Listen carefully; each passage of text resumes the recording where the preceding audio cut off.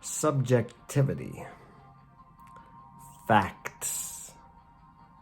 What is reality? What is fantasy? Let's talk about these things. I've heard some people say, well, that's all subjective. Really? Everything you see in your outer world, including this device that you're watching me on, whatever that may be, was subjectivity. It was created within the mind of man, or maybe a woman, mostly men, before it ever became a reality. What you call a reality in front of your face. It was a thought, a vision, an imagining. So it amazes me when people say, well, that's all subjective. The 4-minute mile was subjective before it became a reality. The best doctors, scientific minds said that if a man run a sub 4-minute mile, it would kill him. He would fall over from a heart attack. And when Roger Bannister finished beating the 4-minute mile, he was waiting for himself to have a heart attack. He wondered if something was going to happen to him. And yet, here he is. And now high school children break that 4-minute mile. But it was thought to be impossible by the people who stated the facts. Facts are all malleable to what people call subjectivity. Because that's where it begins. It begins in the imagination. Why don't we teach the power and the usage of imagination in our schools? But we don't. We teach memorization. And guess what? What we memorize, we forget if we don't utilize. But I could go off on a whole tangent about how school could be better.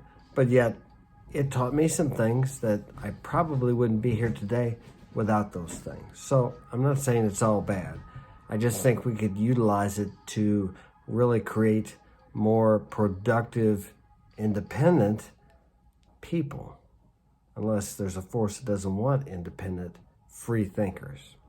Well, I better get off of that. Back to the original subject. Thoughts, subjectivity. Yes, everything is subjective. Your world today, whatever is manifest in your, what you call reality, in the material world, was first a subjective thought. That car you're driving, you thought about that car, you wanted that car, now you have that car. That house you live in, whether it's rented or whether you bought it, whether you're an owner, subjectivity. Yes, everything is subjective until it manifests itself in what we call reality. But tell me, what is real? Is what you see in front of you real? Or is what is within your mind real? The thoughts that come into your mind. And we've spoken about this before. Where do they come from? Those thoughts exist forever. Eternity, if you like. What you see in your manifest world, the material things, are not forever. They will rust, decay, and fade away. For what is seen is transitory. What is unseen, the ideas, the thoughts, the imaginings, they are eternal. They existed before you imagined them, and they will exist long after your physical body is dead and decayed in the grave. So, when you have an idea or an imagining or a thought, that is the beginning, that is the seed of material manifestation or of the experience you desire. You can water that, you can nurture that, you can cultivate that by continuing to see that and experience it within yourself as if it's already a reality. Believe that you have it and you shall receive it, a great man once said.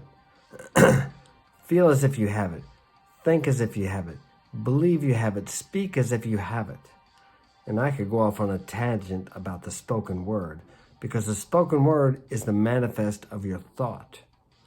but it puts out more of a vibratory strength than your thinking does. Haven't you ever walked into a room and you could just feel the tension in there, but nobody was saying a word? It was the thoughts. The vibration of the thoughts were on a lower negative level, a deep, heavy sense. You could feel it. And in contrast, haven't you ever walked into a room and everybody was happy and you could just feel the energy, the positiveness, the joy in the room, and you felt uplifted. There was a lightness, a levity, if you like. These are the power of thoughts. And even more so when you put vocabulary to these thoughts. And the most important thing that is said is not what is said to you, but what you say to yourself. Your inner conversations will eventually manifest to your verbal vibratory conversations. And this is what creates the reality you live in today. Your material, external world of things and experiences. Think about that. Hit that like button, subscribe, take care. Thanks for joining me. I am glad you're here.